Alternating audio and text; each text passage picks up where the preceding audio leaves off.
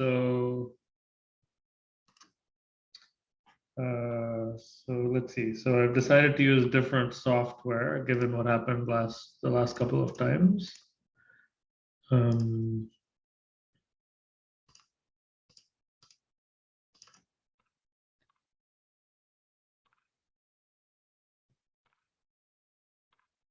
Okay. Oh, oops.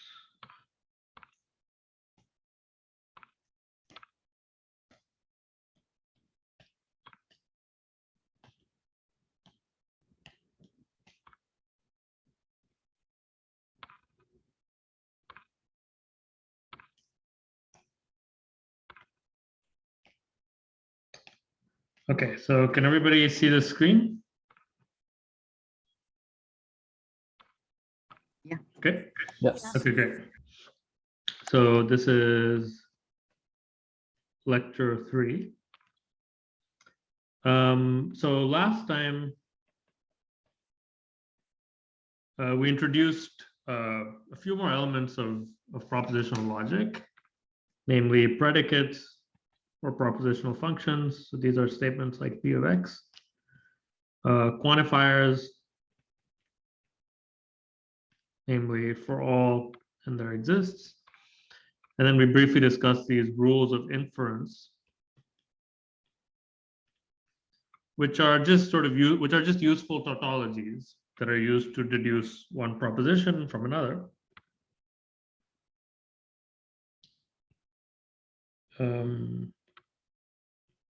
Okay, and especially important, which I want to emphasize,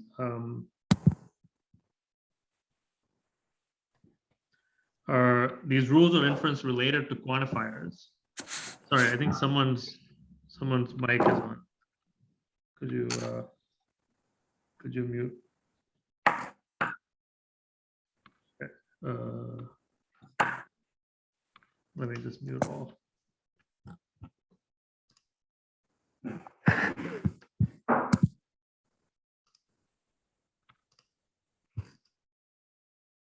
Okay. Especially these rules of inference related to quantifiers. So if you know the truth of the proposition for all x, P of x, that implies that P of C is true for arbitrary C in the domain. And conversely, if you know this fact that P of C is true for an arbitrary element C of the domain, this implies the sentence for all x, P of x. So this is, I believe the formal name is, this is universal instantiation, and this is universal generalization. And similarly, for the existential quantifier, you have that the sentence there exists x, P of x. This implies that P of C is true for some element C of the domain, not necessarily an arbitrary one. And again, that statement on the bottom is true, it implies the quantified statement on top that there exists x, P of x. And we had the notion of an argument. So an argument is a sequence of propositions, and it's valid if every proposition follows from the previous ones using rules of inference. So an argument is valid if every statement in it follows from the previous one via rules of inference. So what we're going to do in this lecture is we're going to use valid arguments to establish the truth of some interesting mathematical statements, and that's what a proof is. So a proof is just an argument. A proof is a valid argument used to establish the truth of a mathematical statement.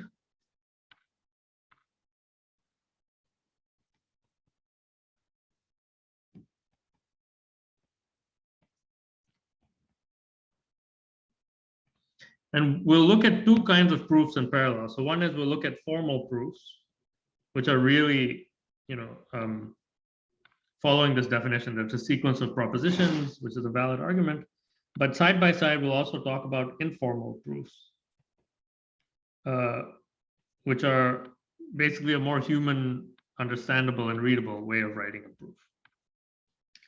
And the outline of the lecture is I'll discuss three different types of proofs. So one is direct proof. Second is proof by contraposition. And the third is proof by contradiction. So these are three different structures of proofs that appear very often in math and will appear a lot in this course. So let me start with item 1. And here I want to start with some definitions. And again, I want to make 2 columns. One for on the left-hand side, we're just going to write things in English, and on the right-hand side, we'll write things formally. So this is formal, this is informal, but both are completely precise.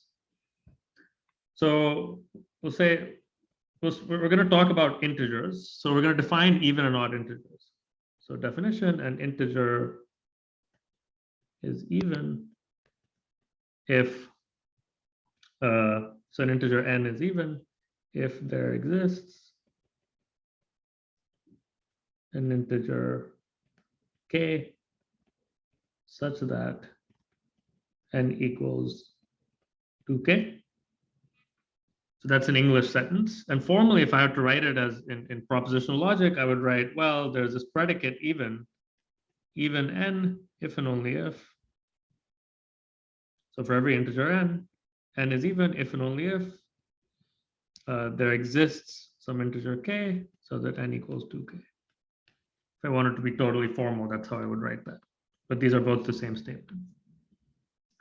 And there's another related definition, the definition of being odd. So an integer n is odd if n equals 2k plus 1 for some integer k. Now notice that this way I've written this definition is slightly different from the way I've written the definition of even, right? The sentence structure is a little different. In the first one I said there exists a case such that. In the second one I said n equals 2k plus 1 for some integer k. But actually, logically, the structure is the same, right? This is saying for every integer, the integer is odd if and only if there exists a k so that n equals 2k plus 1. So the point I want to emphasize is that there may be different informal descriptions or informal statements corresponding to the same formal statement, and that's okay as long as they're completely precise.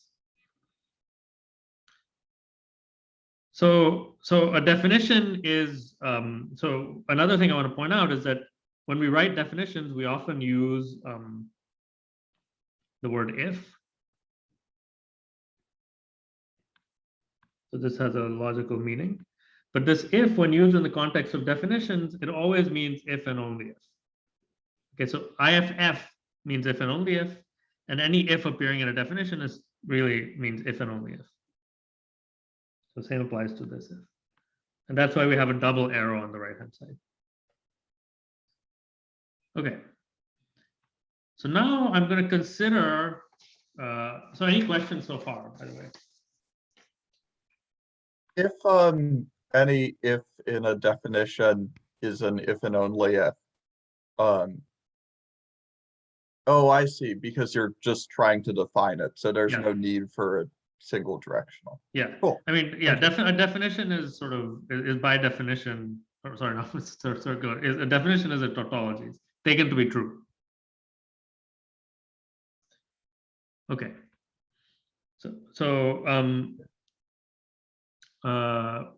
So let's consider the following proposition. Or okay, I don't know how the pen became thicker. Let's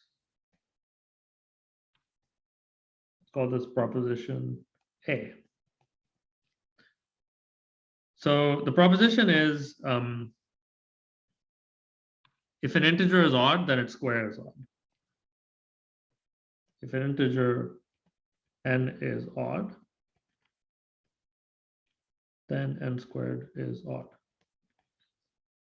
So formally, that's saying that for every n, odd n implies, it's a one-directional implication, odd n squared. That's a proposition. It's either true or false. So any thoughts? Is that true or false? Anybody have a hunch? It's true. It's true. Okay. Why? Because we learned it in elementary school. You did? Okay. I didn't learn it in elementary school, but anyway, okay. Let's see why it's true. Okay. So I'm going to show you a proof of this. And since, we spent the first two lectures belaboring, this propositional logic, let me first write the proof in propositional logic. So I want to show that for every integer n, odd n implies odd n squared. So to prove a statement like this, I'm going to employ a proof structure, which is the structure of direct proof. So the first step is I'm going to assume n is an arbitrary integer. Wait, is this in the formal or informal? This is in the formal side. It's okay to write English sentences.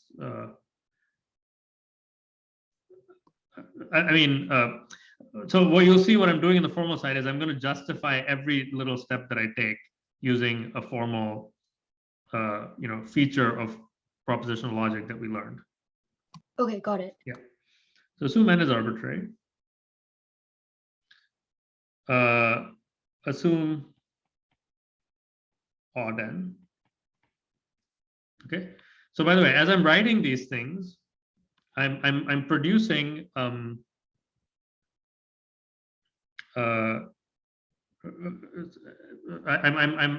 I'm writing these things, I'm producing bound variables. Okay, so I'm going to make a list of variables that are appearing in what I've written so far. Let me just put it down here.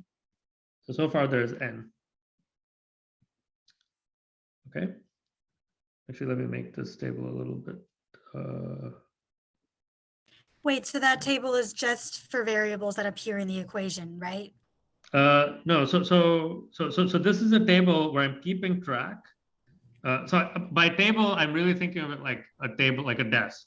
Like I have some working memory, and as I'm writing these statements, I want to think of these. I want to think of this number n as like sitting somewhere. So I'm just noting this in this corner. So far we have this thing n. Okay. So assume n is odd. Now, because n is odd, I have this definition up here that says, well, n is odd if and only if there exists a k so that something happens. So I get that there exists a k, so that n equals 2k plus 1. And the justification for this is the definition. So maybe I'll write the justifications in a different color.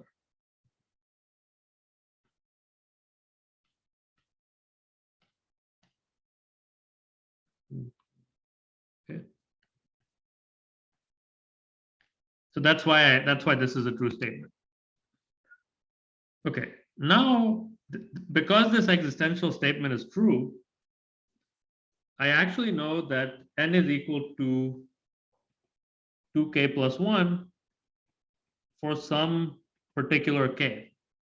Now, what's the justification for that?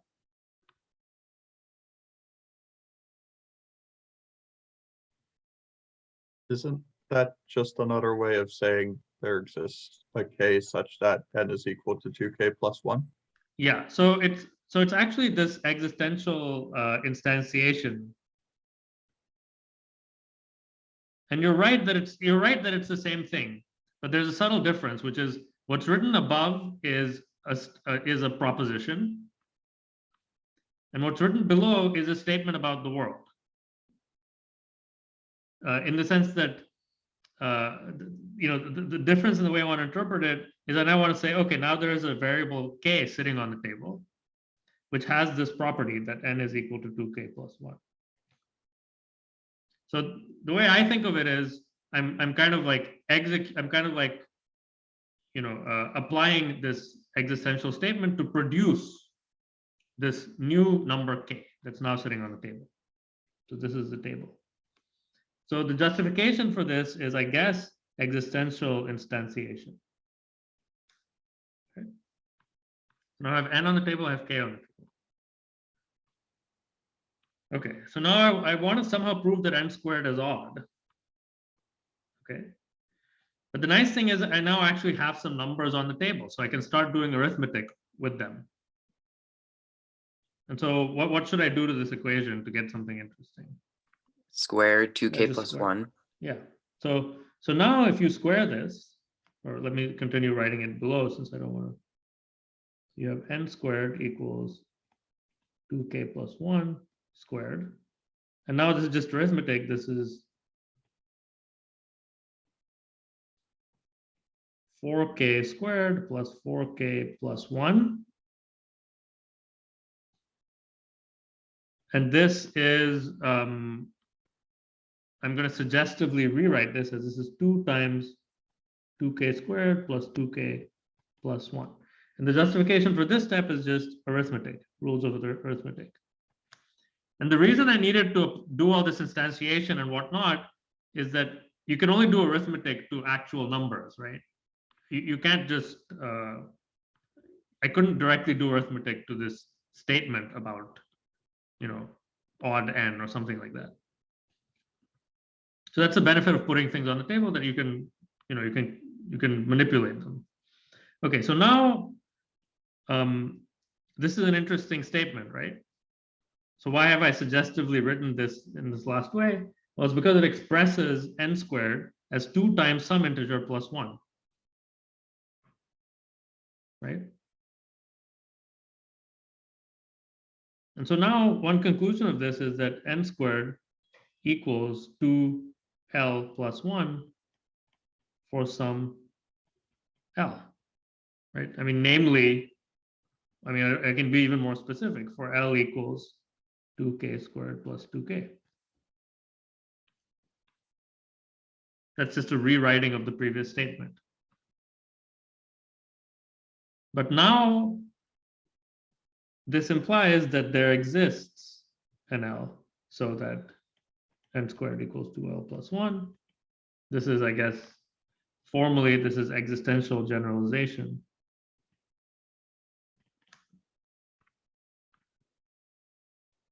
But now this statement is the same as the statement that n squared is odd. And the justification of that is this is a generalization. Definition.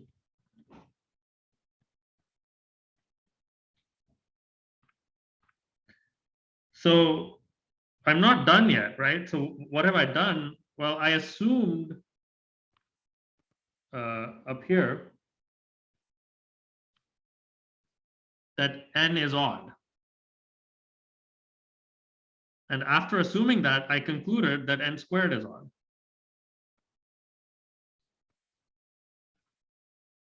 And I didn't use anything about n, right? I mean, other than that n is odd. That's the only thing I used. So I can now conclude that odd n implies odd n squared. And this is because really I'm going back to this star. I assumed something and I concluded something else. And this is always true, just assuming that n is odd. So I get that this conditional statement is true. Somebody raise their hand, please ask a question. So can you hear me? Yep. For the third last line, E or for every, do we need There to exists. There use exists. sub n, like subscript n, or because it's a generalization, we don't need to have that n? No, we written don't need to have the n, because the n is, by the way, so the reason I have the table is really a table that keeps track of bound variables, right? So n is an arbitrary number that's sitting on the table. This L works for that n. And so I don't need to put any further quantifiers there. Does that answer the question? Yes. Okay, so I'm not done. I have one more step. I just proved that assuming odd n implies n squared, but now I assumed n was arbitrary. And so now I actually get to conclude the following proposition, which is what I wanted, which is for all n, odd n implies odd n squared. And this is because of double star and for all generalization. This is a rule of inference that's written on the first slide. If you show something is true for an arbitrary element of the domain, then it's always true. And we just proved that odd n implies odd n squared for an arbitrary integer n, so it must be true for all of them. So that's what it would take to write a formal proof, a fully formal proof of this fact. Would this be enough to prove that it's also biconditional, or would we need to do more to say that? No, this doesn't prove biconditional, right? Because I assumed odd n and I concluded odd n squared. To get biconditional, I would need to do the other direction, right? I didn't do that. Okay. So this doesn't imply that. We'll get to that in a moment. Any other questions?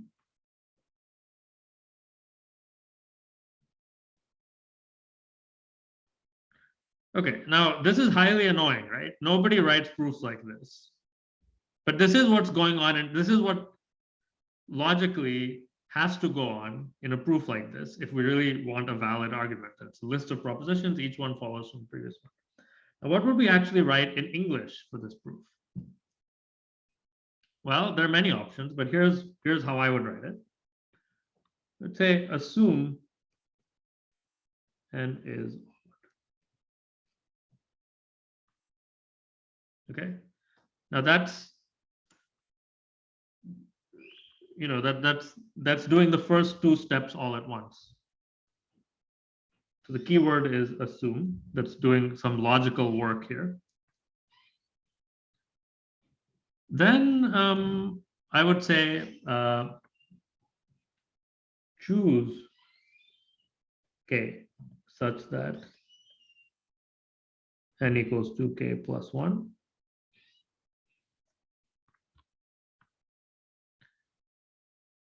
Now this is doing the work of the second two statements in the formal proof, right?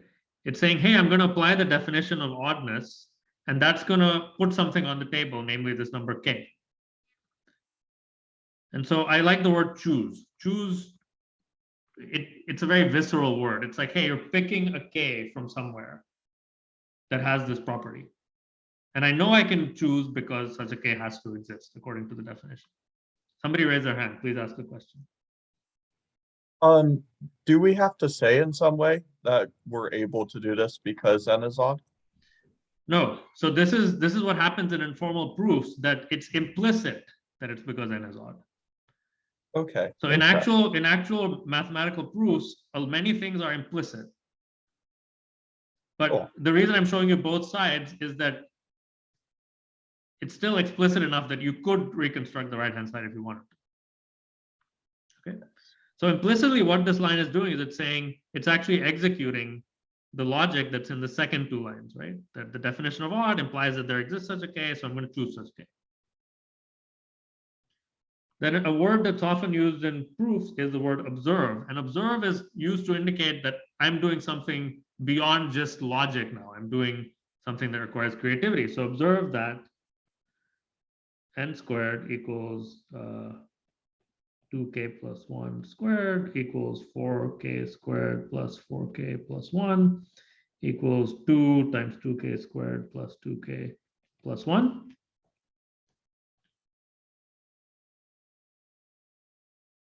And the form of this expression is supposed to be hinting to the reader, hey, look, n squared is odd. It's 2 times something plus 1. And then you just say, therefore, n squared is odd as desired. Okay, so that's how a mathematician would write this proof. Now, the reason I'm writing it these two ways is that these two proofs are actually doing the same thing. The left-hand proof is completely unambiguous. But under the hood, it's actually specifying what's going on the right-hand side.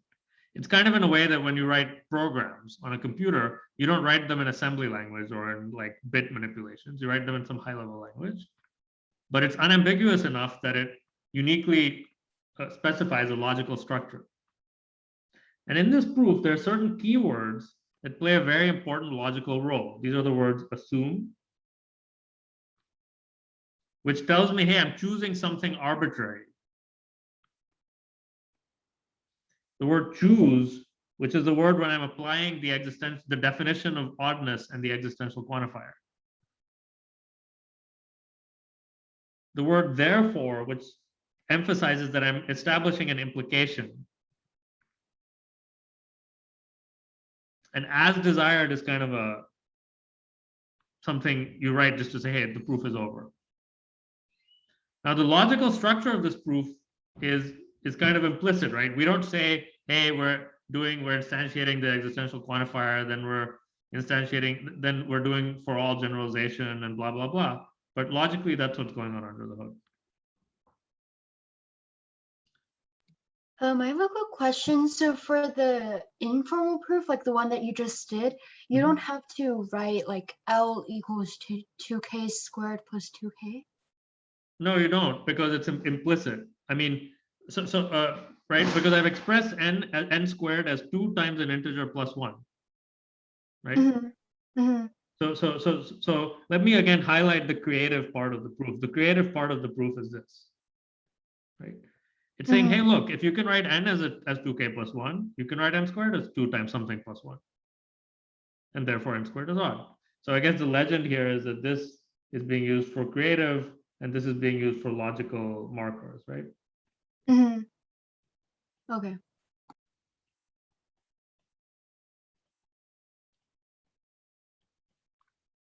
Okay. Any other questions? Can therefore be interchanged with like in conclusion, or what's the difference between therefore and Great question. So there's a great question. And let me answer this with a remark. There are many synonyms in English.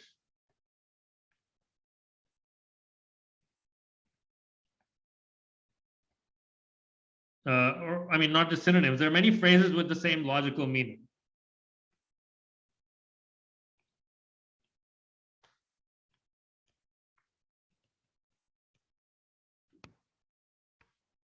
For example, let's see.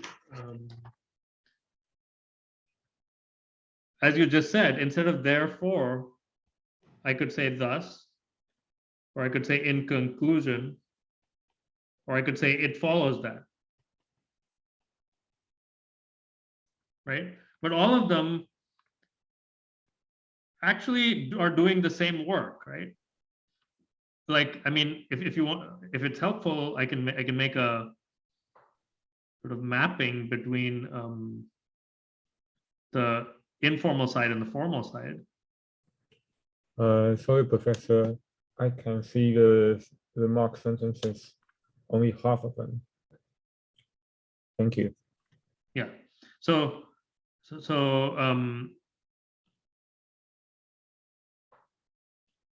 Right. Okay, like this word assume is doing the work of this part of the proof. The word choose is doing the work of this existential quantifier and applying the definition implicitly. The word therefore is indicating that I have established this implication. And in some sense, the word as desired is saying, well, I did it for an arbitrary n, so I'm done. I've done it for all n. But on the left-hand side, there are many equivalent phrases you could use. So to show you an even more serious example, in the beginning of the proof, I could have said any of the following things, right? So at the end, I could have said any of these things. At the beginning, so what did I say? I said assume n is odd, right? I could have said let x be an odd integer. Or I could have said suppose x is any integer, assume n is odd, right? Or I could have said, so, assume x is an arbitrary odd integer. Or n in this case, sorry, n. N is the integer.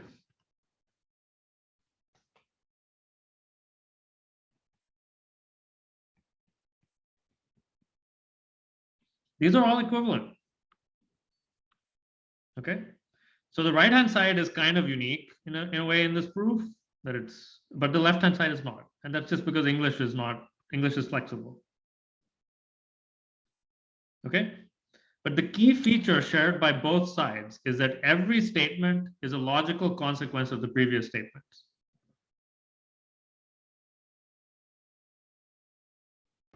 Okay, thank you. And going back to what you said, it's like a mapping. Is it similar to like how you would map a function, but just like you're mapping a proof? No, I wouldn't think of it that way. It's not as formal as that. So I wouldn't think of it as mapping a function. Okay, thank you. Okay, so let me summarize what we learned about direct proof here. So maybe I'll make a summary slide at the end. I don't know how many slides I'm going to use, but I have 20 pages here. So these are different proof, I guess, techniques. So one is direct proof. And then the goal, if the goal is to show that P implies Q, the structure is assume P, do some stuff, somehow derive Q, and then you conclude P implies Q. That's what we did here, right? We wanted to show odd n implies odd n squared. Okay, we did it all with a for all quantifier, so we had to pick an arbitrary n first, but then we basically did this, right? We assumed n is odd, and then we concluded that n squared is odd, and then we concluded that odd n implies odd n squared. So that was the first. Okay, so now we'll look at another proof structure called proof by contraposition.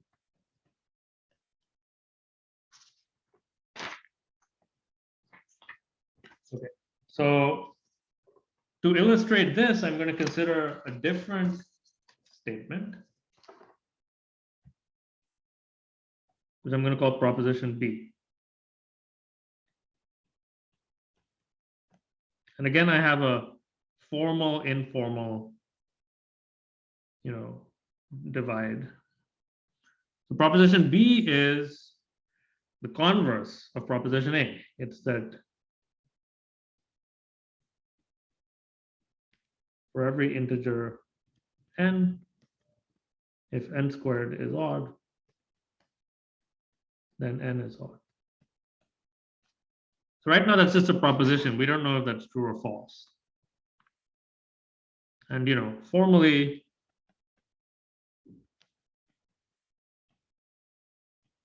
this is saying, well, for every n, odd n squared implies odd n. Just out of curiosity, do people think that's true or false? I think How do that's also decimals, true. how do decimals like play into it?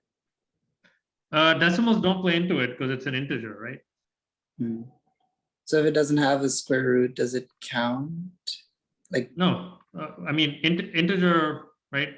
If something has a square root, I mean, let me put it this way. There are numbers such that when you take their square root, you don't get an integer, right? So those numbers are not, I guess I'm not sure what you're asking, but those are not integers. okay, so they don't span n squared. Like they're not Well, part. We haven't Like, say if I defined had- what span n squared means. As in like 5. So 5 wouldn't be part of n squared in this set. Well, okay, I think what you're trying to say is that 5 is not the square of an integer, right? Yes. Yeah. That's a correct statement. Now, the relevance of that statement to this is maybe not as clear, right? That we want to prove that for every n, if n squared is odd, then n is odd. Okay. The 5 wouldn't come up as a square here because it's not the square of something. So maybe that's what you're trying to say. Yeah. Okay, that makes sense. Okay. So let's now see a proof of this. And again, let's belabor the formal proof first, because the logical idea is clearer here. Now, we could try a direct proof, right? We could first try a direct proof. And to do that, we'd say, okay, assume n is an integer, assume n squared is odd, then n squared equals 2k plus 1. And then what do you do, right? Then you get kind of stuck, exactly for the reason that Faraz brought up, that what do you do? Take its square root? How do you even know that's an integer, right? So direct proof seems problematic. So the idea here is to use a logical trick. And the logical trick is to consider the contrapositive. So this statement is logically equivalent to, for all n, not odd n implies not odd n squared. That's called the contrapositive, right? We learned that in, I guess, I don't know, the first lecture or something. And it sounds like this shouldn't do anything, right? This is a tautology, but this actually really changes the proof strategy. Because now if you try to prove this, you'll see that it's actually, it's much nicer. Can people still see my screen? Yeah.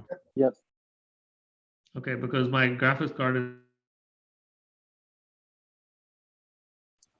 You got muted. You just muted yourself, I think.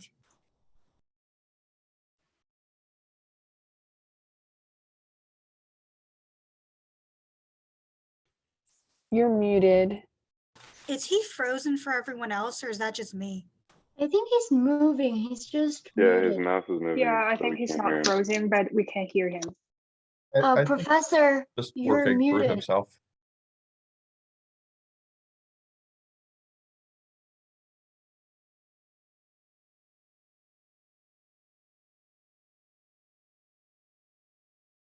I think he knows.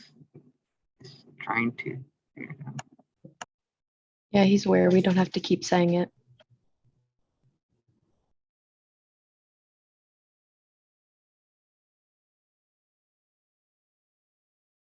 Trade. Like instead of the graphics being kind of. Can you hear me now? Yeah. Yeah. Yeah. I'm sorry. It's, I don't know. Maybe I just have to buy a new computer, but okay. We're back now. And at least since we're using the software, we won't lose the screen. So, okay. So this is where we were, right? So now I'm going to show you how to, you can see this? Yep. Okay, good. Yes. So, so now let's prove this, right? So this statement is now equivalent to saying for all n, if n is even, then n squared is even. And this we can prove in pretty much the same way. Now, once we take the contrapositive, so the key step is this. Now we can kind of do the same thing, right? So assume n is arbitrary. And now, again, I have this table. When I'm thinking about a proof, I always, for every variable that's bound, I have to remember what its status is. Is it arbitrary? Is it some specific variable? So I'm writing this in the table. Okay, now assume it's even. Then by the definition, there exists some k so that n equals 2k. This is the definition.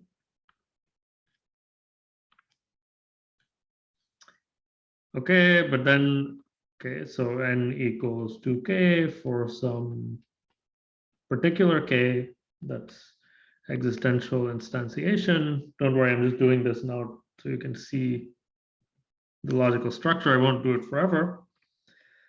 And now n and k are on the table. 2k is equal to n. Okay, now the creative part comes in now. You square it. This is 4k squared. This is 2 times 2k squared, sorry, squared. And then, okay, that means n squared equals 2l for L equals 2k squared. So then there exists an L, so that n squared equals 2L. And then that means L is even. That means n squared is even. That means n being even implies n squared being even. And then that implies by universal generalization that for all n, even n implies even n squared. And of course, these all have justifications, right? So this was the definition. This is existential generalization. This, this implication comes because of my assumption star, and this generalization, sorry, I should put it like this, comes from my assumption that n was arbitrary. So this is a formal logical proof of this statement, which was logically equivalent to our first statement. So it's a proof of the first statement that odd n squared implies odd n. Somebody has a question, you can please ask. Yeah, so is there one specific way to do these proofs? Is there one right way, or can we write it in a different way for formal proofs, for example, like in a slight, is there like a general form we should follow? It's a great question. And the question you're roughly asking is there a unique way to write these proofs?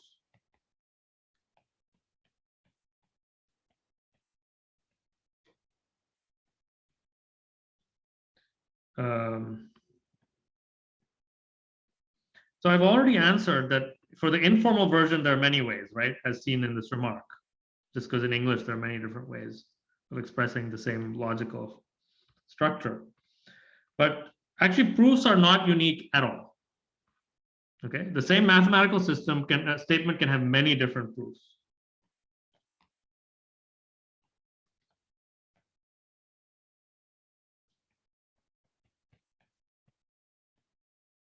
Okay, there are probably, I mean, I don't know, for a simple statement like this, maybe there's essentially only one way to do it, but we'll see in the course there are many different proofs of a given statement. And this is a major departure from the previous math that you've done. That often there's only one way to, previously there's usually like one right way to solve a problem. And some of the beauty, but also the intimidating thing about finding proofs is that there are often many different proofs. So I'm not claiming that this proof is unique.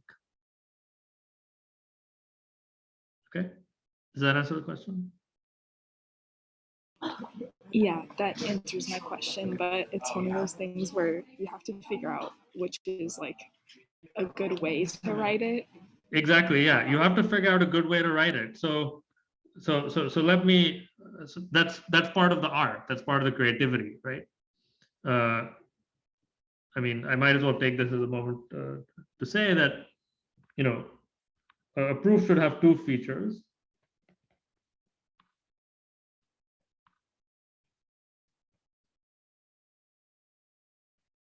The two features are, the most important one is correctness.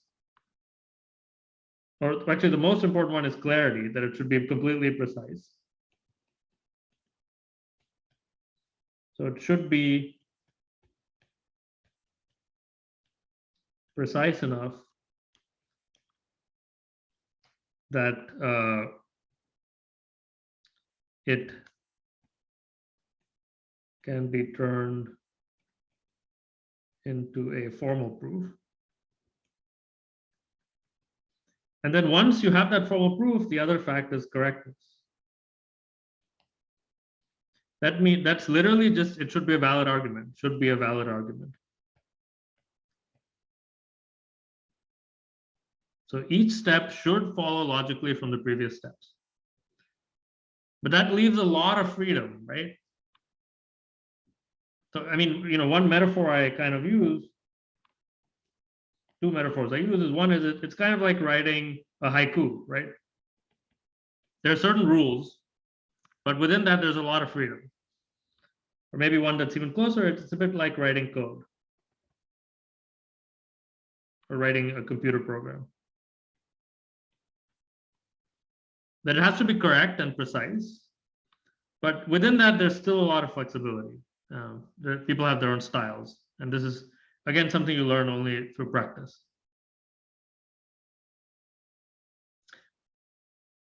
But okay, let me go back, let me complete this example and then I'll answer, or actually any other questions related to this question before I write the informal proof corresponding to this.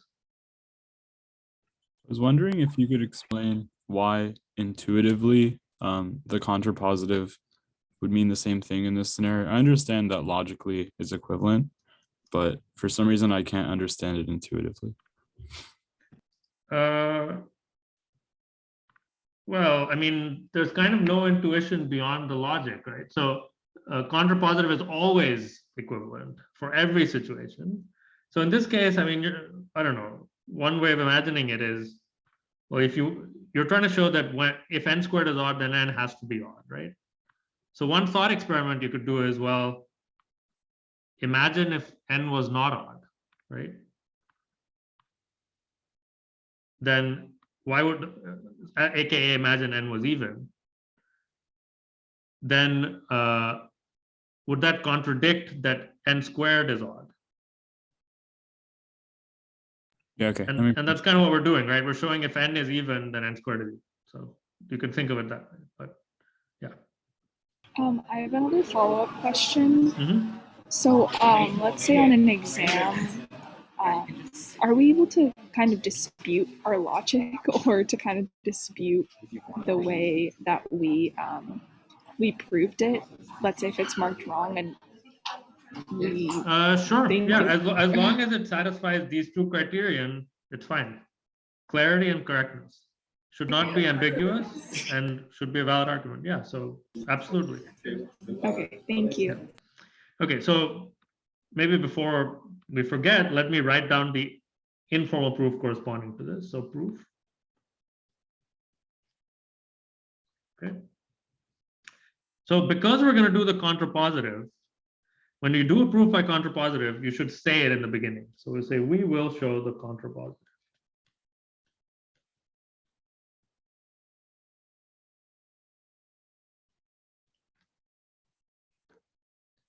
So that's telling the reader that, hey, you know, we're not going to show P implies Q, we're going to show not Q implies not P.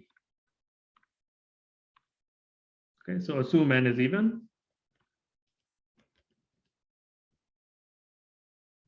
So assume is a logical keyword, contrapositive is as well. Choose K such that n equals 2K. Observe that n equals n squared equals 2K squared equals 4K squared equals 2 times 2K squared. Thus, n squared is even as desired. This box is an end of proof symbol that's often that I use and mathematicians use. Okay. So the left-hand side is a completely unambiguous description of the right-hand side and much shorter, much more readable, right? Again, there are these important logical keywords: assume, choose. Of course, you state that you prove the contrapositive. Thus, okay. So this is an example of proof by contrapositive, which is a second proof structure that comes up a lot, which I'll record in the summary. Proof by contrapositive.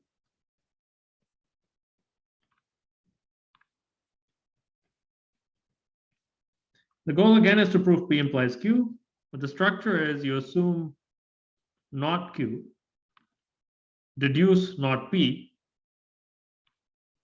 and you conclude not Q implies not P, which is logically equivalent to P implies Q. And now we should take a moment to reflect. Why was the proof by contrapositive better in this case? Why was it better? So it wasn't that hard in the end, right? It was, this proof was, it was, pretty easy actually, even easier than the first statement. Why was this better than if I tried to do it directly? It's interpreting like the divisibility of an expression that you squared is easier than interpreting the divisibility of an expression that you took the square root of. Yeah, exactly.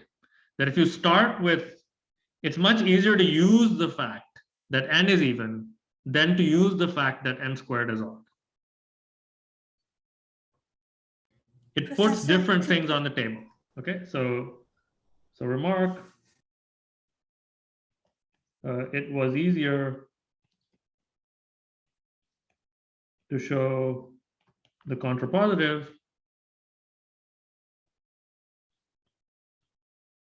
because assuming that n is even is more useful than assuming that n squared is odd. It puts different things on the table.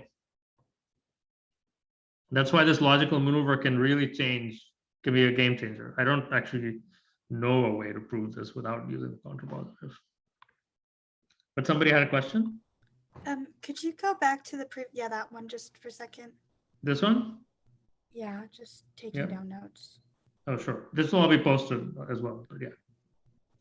So can you maybe scroll down a bit to the remark? Well, after the other person is done. Oh, I can Sure. still see it, so if you want Okay, them. yeah. I'm wondering, when would it be necessary to show that not odd n is the same as even n?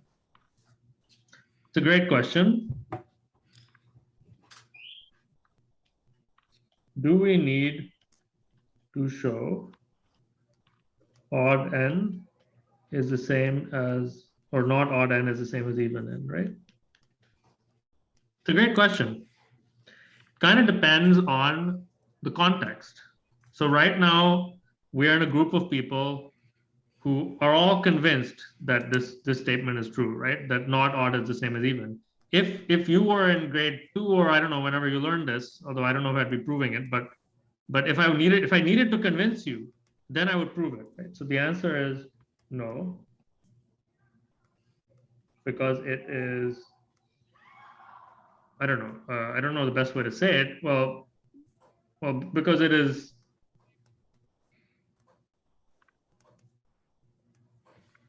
yeah, I don't know. I mean, well, because because we don't need to, or because it is, well, because everyone here already knows it. Or maybe the cleanest answer is no, we're just taking it as an assumption.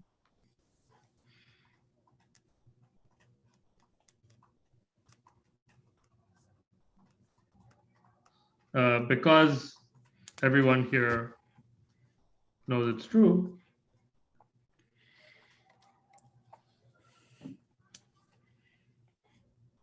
But we could prove it if we wanted to. We could prove it if we wanted to, but that's not the emphasis of this lecture, so I didn't do it.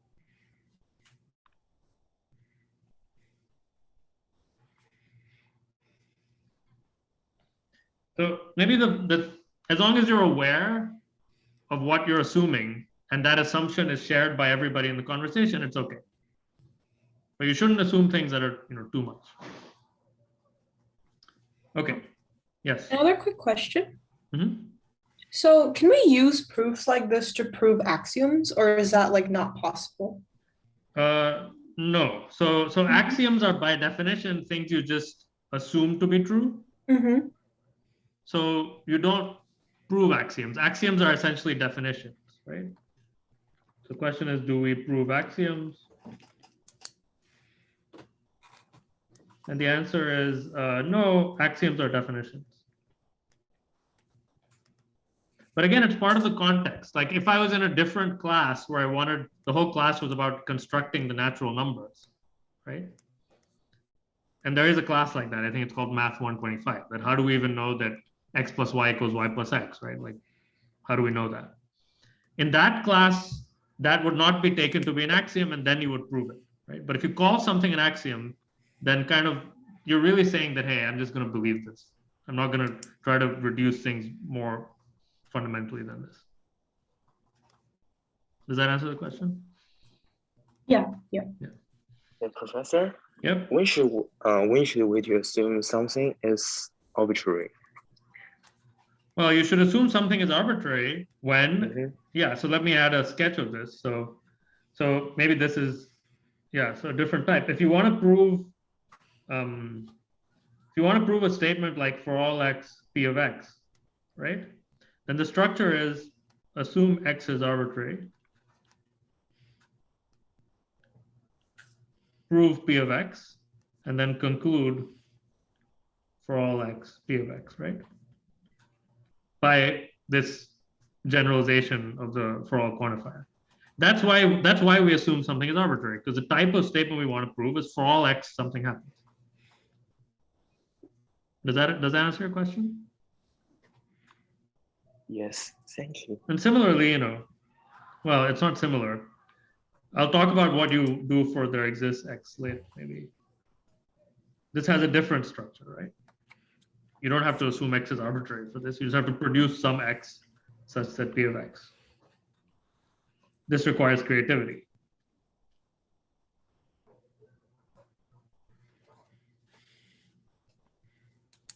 Right? These have different structures. So this is for quantifiers. Okay, so really in the proofs I showed you, I used this technique for establishing a for all statement and the direct proof statement. And in the other one, I used the technique for establishing a for all statement and the contrapositive. Okay.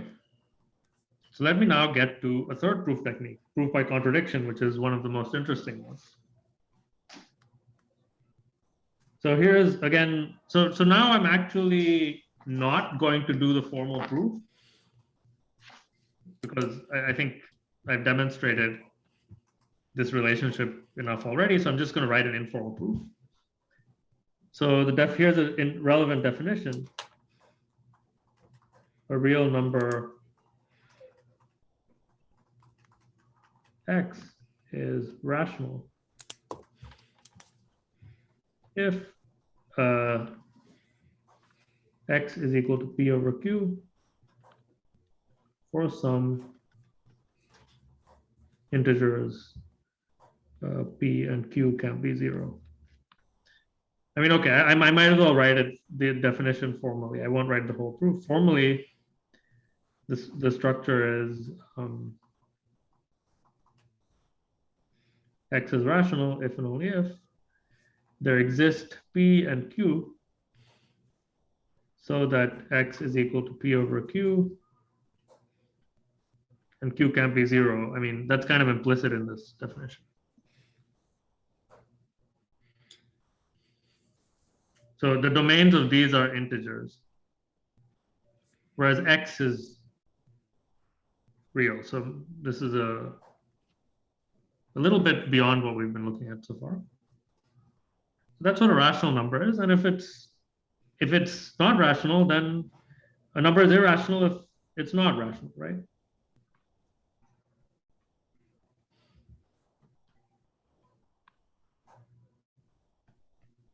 Irrational if it's not rational. And now formally, that's a statement that irrational x, if and only if the negation of that statement is true. And we learned how to negate quantifiers last time, right? So to be irrational, it has to be the case that for all p, for all q integers, x is not equal to p over q. So it's just a fancy word for being a fraction. It's not a, and I guess you've all seen it before. So that's what a rational number is.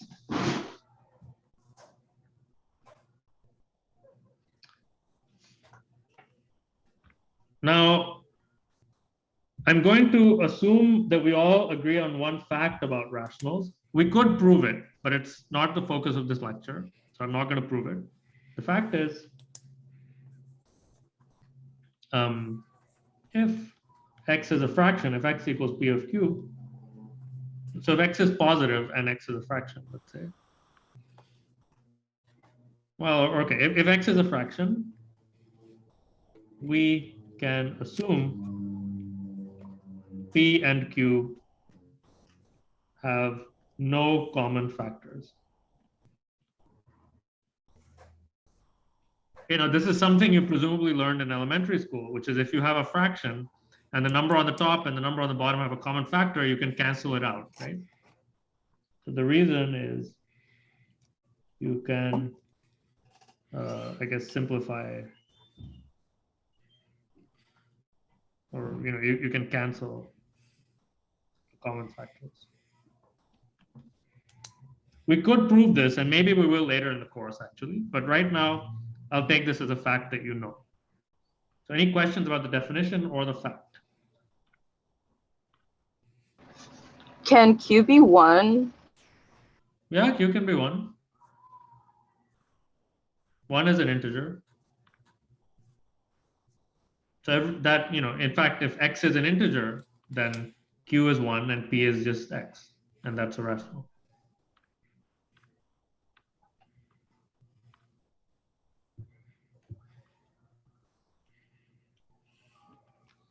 Okay. So now so by the way, there was a phase of history, maybe until 2000 years ago or something like that, when people thought every number was rational. So it was a big deal when it was discovered in ancient Greece. Maybe Euclid did it, I don't know, that there are numbers that are not rational. There are numbers that are not fractions. So we're going to prove proposition C. Maybe I'll just leave a column for the formal structure in case we need to look at it. Proposition C is that square root 2 is irrational.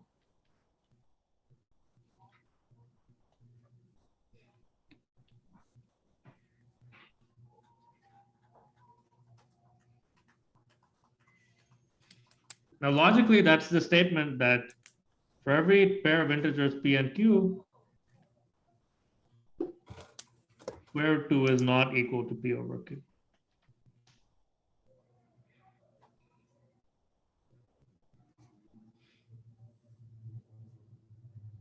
Now, how would you prove this statement? Any thoughts? We assume square 2 is rational and show it leads to a contradiction. Okay, so yeah, that you're ahead of the game, so that will end up being working out. Also, because I said it's proof by contradiction. But you could try a direct proof here, right? You could say assume P and Q are arbitrary, and then you try to show P over Q not equal to square root 2.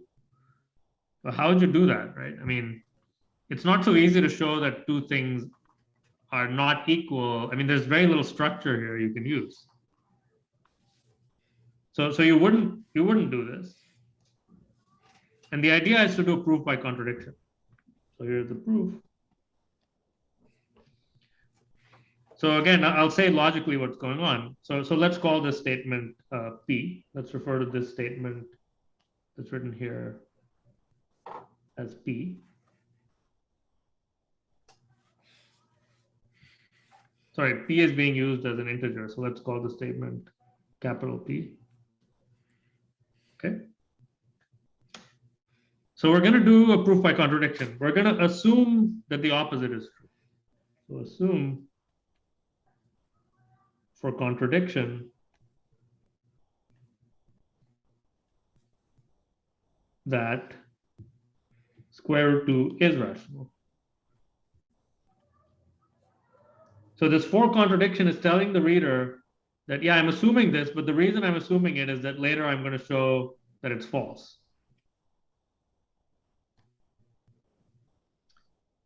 Okay. Now, the nice thing is, the benefit is, it's more useful to assume something is rational than it's irrational. Why? Because the definition of rational puts things on the table. It puts P and Q on the table, right? So by the definition, there are some numbers P and Q. So I'll just use the word choose again, just to be consistent, but you could say let or whatever. Choose integers P and Q with no common factors.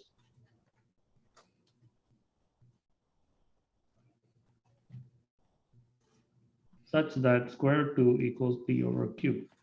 So now the nice thing is on the table, we have P and Q here now, integers. And they're related to square root 2 in this particular way. This is again a logical word, choose, that's using an existential quantifier and the definition of being rational. Sorry, I think someone's, yeah. So, okay, so now I can kind of play with this, right?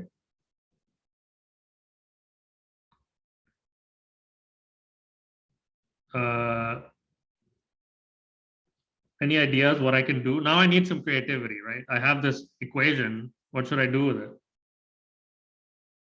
You could square it. Square it seems like a reasonable thing. So observe.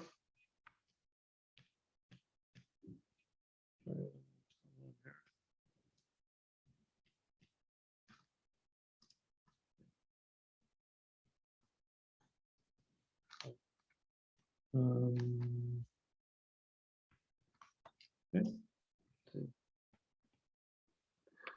Could you Observe somehow Could I do can I ask what? my questions? Yes. Oh yeah, could you somehow prove that that P and Q do in fact have common factors? And that's the only way root 2 could be rational, but since you defined that they can't, that's a great point. That's actually exactly what we're going to do. So it's a sneaky proof because it's this little fact that you can always take them to not have common factors is actually going to be what saves us. But you're right, that's going to be the contradiction. So observe that this is true. So I don't know, what does this tell us about P and Q? That P and Q are both multiples. No, it doesn't tell us P is a multiple of, it doesn't tell us they're both multiples of 2. What does it tell us? It tells you that P squared equals 2Q squared. Yeah. Thus, P squared equals 2Q squared. So P squared is even, right?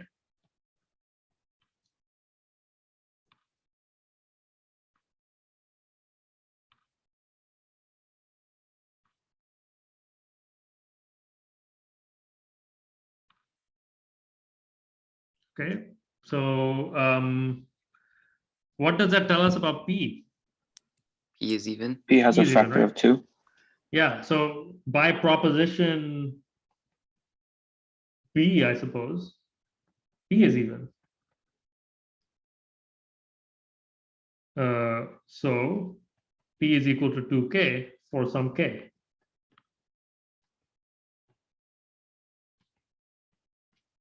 So now this K is also sitting on the table. I can manipulate it. Okay. Now, can I use that to get some more information?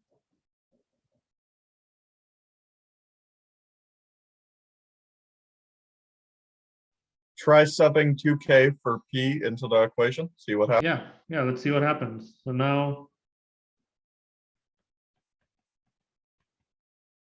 notice that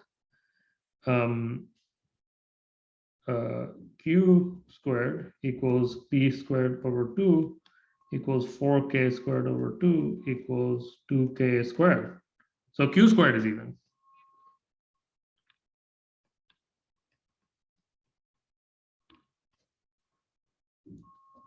And now by proposition B, Q is even.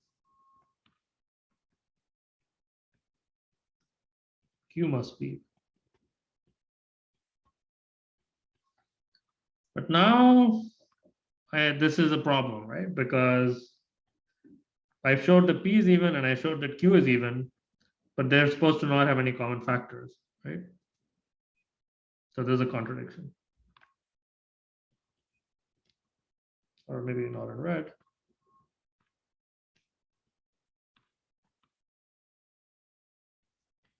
Sorry.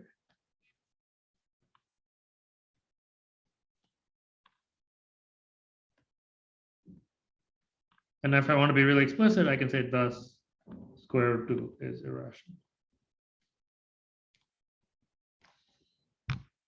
Okay, so this is a kind of amazing fact, right? Like we ruled out all these infinitely many possible fractions that could be equal to square root 2 with this proof.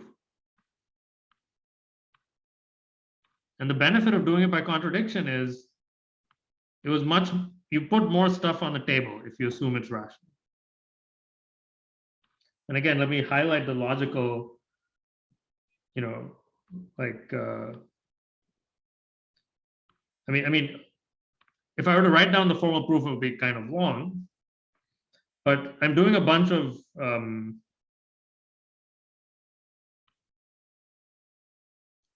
okay, this so is really, I'm applying the definition of evenness, right? Here I'm using existential quantification and applying the definition of evenness. Right? Here I'm applying a proposition.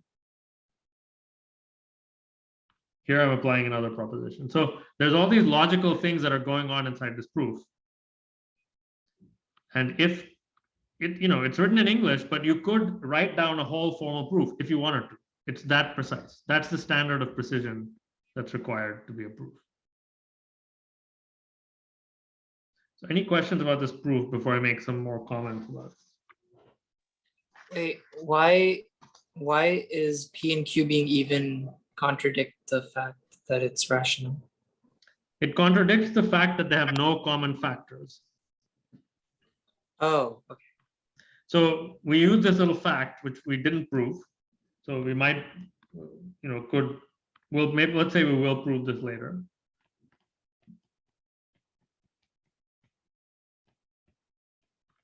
But I guess we all know this fact that if you have a fraction, you can clear the common factors and get a fraction without common factors. That was the contradiction. The three red underlined things were a contradiction.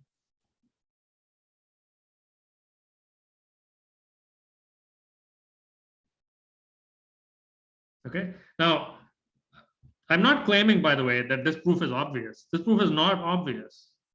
It required a lot of creativity to come up with this proof. But what I want you to appreciate is the logical structure of the proof and how it works. So, okay, so this is a proof pattern called proof by contradiction.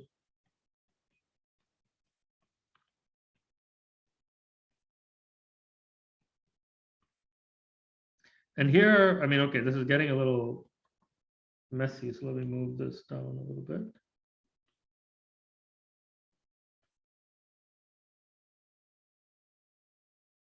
Oh, okay, I'm just gonna erase that. This new software is a lot fancier than the previous one.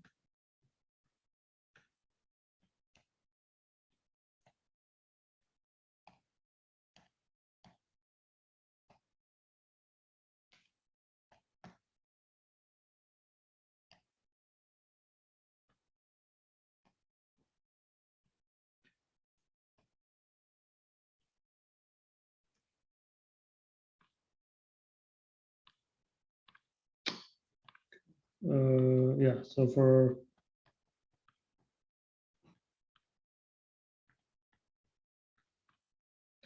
the basic outline is to prove P, you assume not P and you reach a contradiction.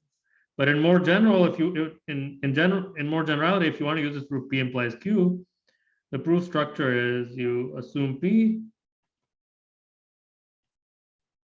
you assume not Q, and at some point you derive Q. And so you conclude that P and not Q implies false, because Q and not Q is false, right? But that's logically equivalent. You can do a little truth table test to P implies Q. So maybe I should draw some lines since it's getting a little messy here.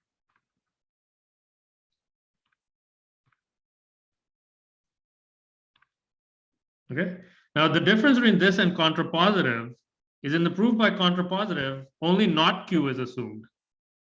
In the proof by contradiction, both P and not Q are assumed. It's not the same thing. Okay, they're very related, but it's not the same thing. So those are the three different proof techniques I wanted to highlight today. That's not all of them, but these are kind of the main logical structures underlying mathematical proofs. And I want to take a few minutes to just appreciate the power of what we're doing here. So so here are some generalities.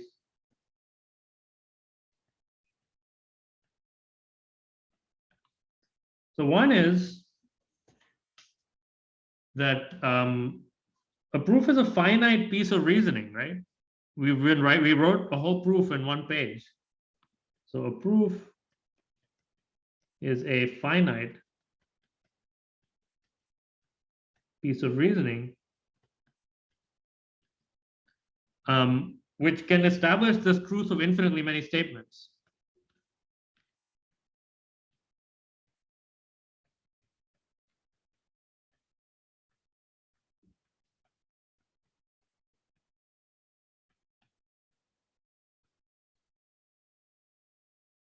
Because of the quantifiers, right?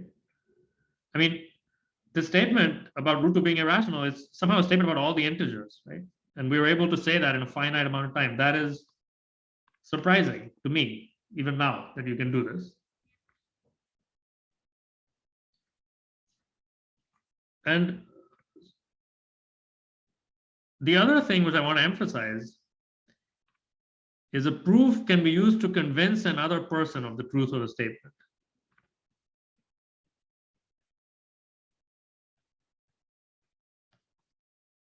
Any other person.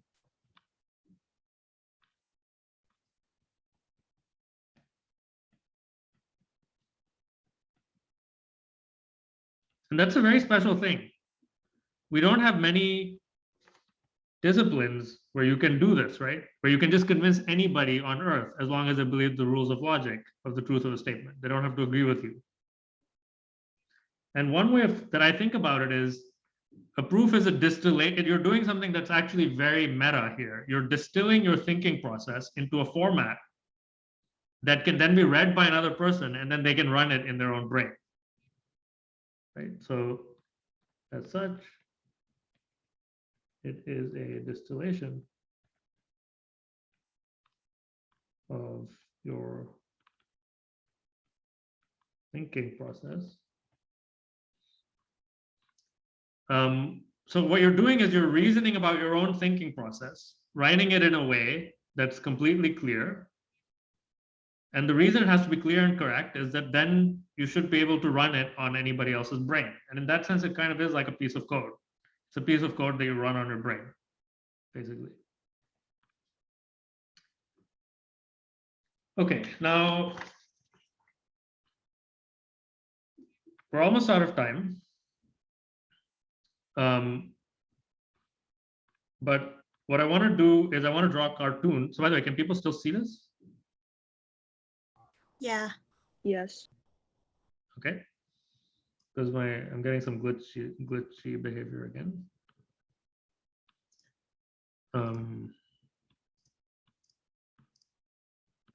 Okay. So what have we done here, right? So here's a cartoon of what we've done. We started off with some axioms, which are basically definitions. So statements we believe to be true. And we took a bunch of tiny logical steps. So small, reliable steps. And from these axioms, we got some non-obvious statements, right? Such as odd. Sir, I think your screen is frozen. Okay, just let me fix this. Luckily, I know how to do it now. So.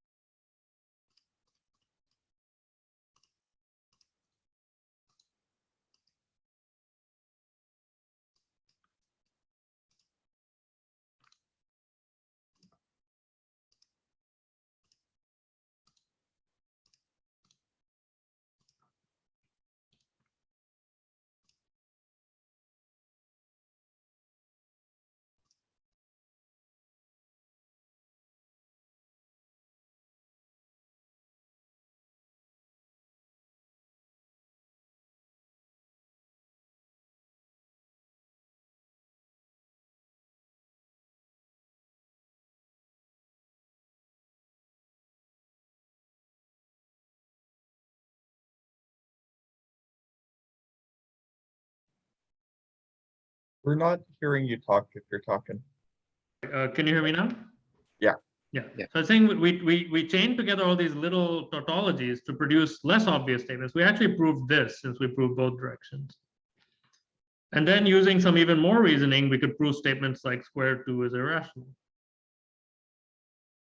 And these steps are what take the creativity, right? Figuring out what this path is.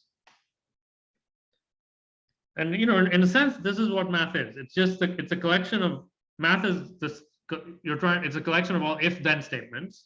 If you assume some axioms, what can you draw? What conclusions can you draw? And they're very complicated axioms you can draw. Like they're complicated conclusions you can draw. Like there's a sort of 200-page proof of this fact that for every triple of integers x, y, and z, x cubed plus y cubed is not equal to z cubed. Okay, so this is a very famous theorem. This is called Fermat's last theorem. But really, it's the same type of thing. You start with some axioms and definitions, and then, okay, you need 200 pages of doing this.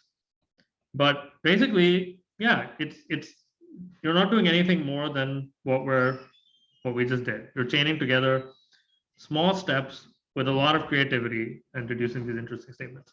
So anyway, this is kind of what the class is about, and we'll do a lot more of this next time. So that's it. Yeah, so please ask questions. Thank you. Thank you. Thank you, Professor. Thank you. Thank you. I had a question. Sure. Thank you. On most assignments, do you know if we'll be asked to prove things formally or informally, or will it depend? So again, refer back to what I wrote are the desired properties of a proof.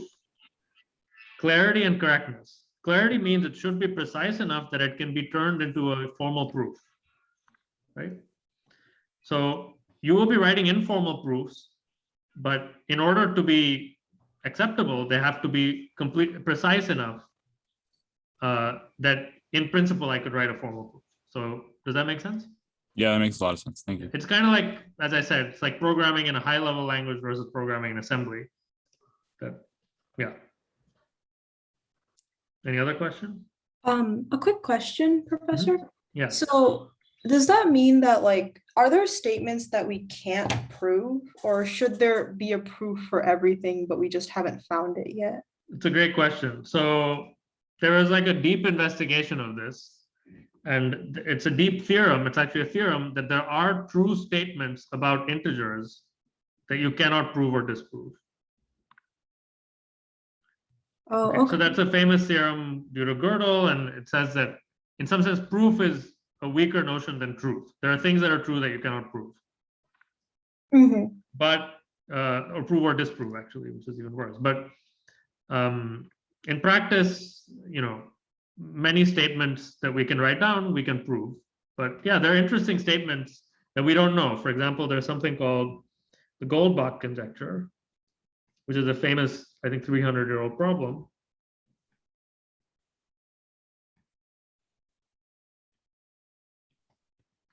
Which says every even n integer is the sum of two primes.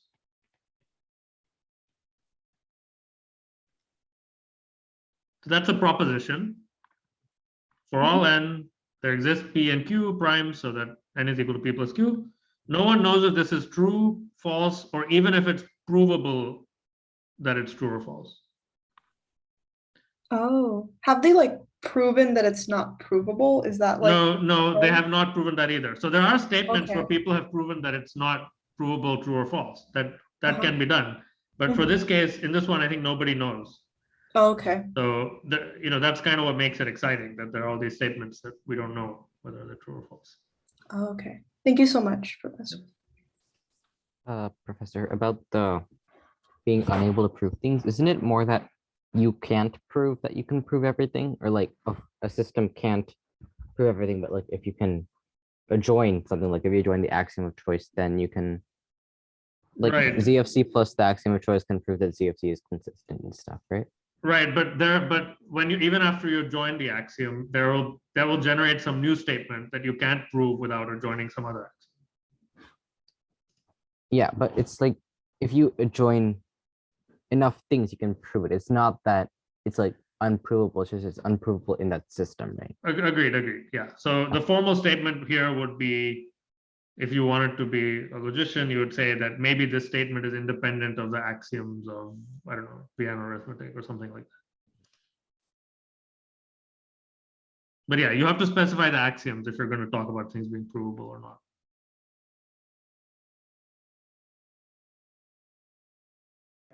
I had a question. Mhm. So how come you can't say that the numbers are both multiples of 2? Like when you, in conclusion, I mean, is being a multiple of 2 not the same as being even? I guess I guess from Spivak calculus, he proves about the irrationality of square root of 2, and he concludes that P and Q are both multiples of 2. However, P and Q had no common factors, so square root of 2 is irrational. Yeah, that's what we did here. Oh, then I was confused when I said that they're multiples of 2. You said that that's wrong, though. Oh, no, I said that you jumped. Sorry, I think what I meant is you skipped a step, right? So you said P and Q are both multiples of 2, but at that point, it was not obvious that Q is a multiple of 2, right? Oh, I see. My bad. So you're correct, but you skipped a step. That's okay. Yeah. Mm-hmm. Thank you for clearing that up. Yeah. Thank you.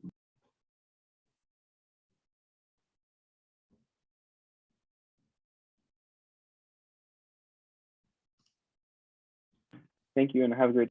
Yeah, you too.